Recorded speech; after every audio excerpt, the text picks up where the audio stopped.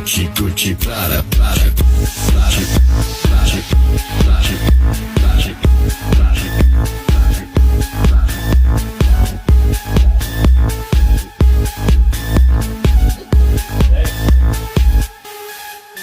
GM good sirs, and welcome back to the channel. In this video, an update. We have Brian Armstrong playing the good guy. We got Ledger continuing to fuck up their business model. And of course, we have some updates from some very cool altcoins here as well. As ever, if you enjoy the content, make sure you subscribe to the channel. Drop me a GM in the comment section down below. And if you want to use a VPN, check out the link down below as well for Surfshark. Let's jump in. So BTC here holding above 27k. It's been a few days since this has happened, and we had, from the green line you can see on screen there, no daily candle closes below $26.7 thousand. So 27k now a nice pivot point yet again. We've successfully defended the bears, and those downside targets of 25k, 24k as of yet are not being met. Buyers stepping in, and now it looks like the bulls are going to have a crack here to push things a bit higher. A nice bit of a squeeze early this morning. We'll see how this develops over the remainder of the week, but a bit more hope here in the crypto markets for the time. Let's move on. So the good guy of the crypto space right now is Mr. Brian Armstrong, CEO of Coinbase. They've just stated this: we're running a TV campaign in DC this week to explain why crypto is the most important technology America has to update the financial system. As we know, the financial system are looking a little bit ropey.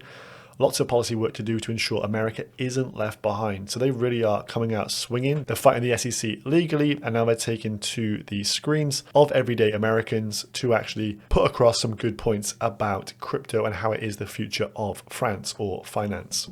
Let's listen to this together, as I really do think this deserves some airtime and a pat on the back for Brian. Let's go. Let's see, how do I start this? I'll just do it and tell me when to stop. 3, 2, 1. The naive view of crypto is that this is some speculative asset that people are trading and they're going to lose their shirts. That's missing the forest through the trees. And it's early days. Yes, some people are trading it as an asset class, but they're also starting to use it in many novel ways. What happens is they often get a little bit of crypto, and then they start to use it. They start to send some payments. They start to use some decentralized applications. They start to do the next step and the next step, and they go down the rabbit hole. And eventually they start to think, okay, this feels like the early days when I first started using the internet. Fundamentally, crypto is not a financial product. It's a technology that can update all kinds of financial products. It can improve settlement times. It can make it cheaper to send money to your family overseas in another country. It can be a new way for artists to get paid and have a direct relationship with their fans. Cryptocurrency, regardless of what you think about it, it's not going anywhere. It can't be uninvented. Most of the world is embracing this technology now to update their financial system. And what I fear is that we're going to be sitting here in 5 or 10 years, and we're going to come back to crypto and think about it like we did with 5G or semiconductors, and say, wow, now it's a matter of national security that we get it brought back onshore. If you want to help the average person in America, we need to make sure we have economic growth, and everything that underpins that comes from science and technology. I think crypto is the most important technology to update the financial system and create more economic freedom in the world. So obviously, if you're watching this, he's preaching to the already converted at this point. But as you can see, that is a pretty good advert they put out there. I like the black and the white, just keeping things very simple. But he makes some really good points that should hit home with the average American. You don't want to be left behind like the semiconductor industry, 5G, etc. And this kind of tugs on the heartstrings at the whole China narrative, with China seeking to have that world dominance, whereas America is starting to take a little bit of a back foot at this moment in time. So playing the politics here, as we see Biden and co continually just blaming things on the crypto markets. You have Coinbase putting in a concerted effort here. So hats off to the team over there. Let's move on to the bad here. We have Ledger. So Fubar posted this quite amusingly. Ledger is now doing a podcast tour to tell the world they plan to hand over your private keys if government asks for them. I repeat, do not use Ledger, migrate away. He says they're either idiots or feds. So listen to this short clip here from the CEO of Ledger. Only concern really is if if we get subpoena by a government to say now, this user specifically, we would like you to, retrieve the 3 shards, etc. So I don't know if I can trust a man with 10 gold rings on, by the way. that's not a real concern in the end, because for several reasons. One, you only get subpoena like this by governments if it's a serious act, like terrorism, drugs, etc., etc. Like, it's not true that the average person gets subpoenaed every day. Can I just interrupt there? Coinbase had all their customer data subpoenaed by the IRS. John Doe. Yeah, and so they had to supply every customer. Was it over $10,000 or 20,000? 20,000. 20,000 Over a 3-month rolling period. and they gave all their And Coinbase fought back because they wanted, I think, did. $3,000. But Coinbase is a bank. This is not a banking service. Coinbase is a bank. This is not a banking service, bro. Listen, if they can get your keys off you, that is the only point you need to know. But this is for the ledger recover service only. So you shard your keys into 3, and then if there's a court subpoena, you're fucked. So who knows how far overreaching governments could be in the future. This is obviously very dangerous, and a tech update I will not be doing, obviously, but this does call into question the morals, the ethics of Ledger themselves, the social contract they had with us. Not your keys, not your coins. Well, it seems your keys can be dispersed to the Fed. So this, of course, is rather annoying, upsetting, and very much trust broken. So if there was to be a final nail in the coffin, the fact they're doing this kind of podcast tour right now, reinstating some of these facts should be enough for us to migrate away. Once I do find my go-to alternative, I will, of course, do a video on that. Now, a quick bit of Raoul therapy here. Nothing really matters. He tweeted just the other day. It's liquidity that matters above all else. So he does these charts showing the global liquidity versus other assets. And he's shown this huge correlation between the global liquidity levels and the NASDAQ. So this has just moved in lockstep with one another. He's showing that the NASDAQ is going up due to the fact liquidity is now on the up and up as well. So I see quite a lot of theories out there, people stating that liquidity is about to be drained, TGA accounts and all this stuff that I don't really know too much about. But what he's stating is that the global liquidity levels are on the rise yet again. And so, yeah, there could be short-term volatility, but the kind of trajectory of where all this is going is up to the top right-hand corner. If you think that chart is coming down significantly from this point in time, while you're betting against all that history there, it's just continuing to go top right-hand corner. So liquidity up, crypto assets should be going up. And that's kind of what we're seeing a bit today with the squeeze up here. Now, I thought this was a really cool liquidity-based segue all about the debt ceiling, and this cartoon just sums things up.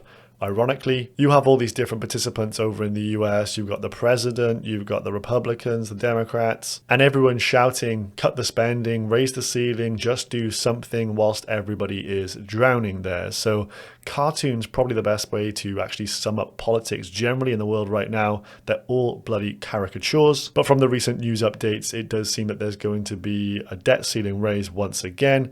No real surprise there, no shocks. And it seems that things are coming together for this to actually take place now. So potentially another reason why we're starting to see crypto tick up here with maybe some uncertainty leaving the markets. Let's move on. These are the 24-hour gainers over on CoinMarketCap for the top 100. As you can see from the list here, Conflux, Carver, Render. So these have some key narratives. As we mentioned in yesterday's video, the June 1st narrative around China opening up via Hong Kong for retail participants. You know, Conflux and its ecosystem getting sent a bit here. You have Render with the Apple update on June the 5th coming as well. And it looks like we've got a spattering of layer 2 environments in here as well, also ticking up a bit after being smashed as of late. So Osaka posted this, the picture of Chinese Ethereum, i.e. the Conflux node, Hong Kong Security Commission, crypto trading to be allowed for retail starting June 1st, 2023. So just around a week away from today.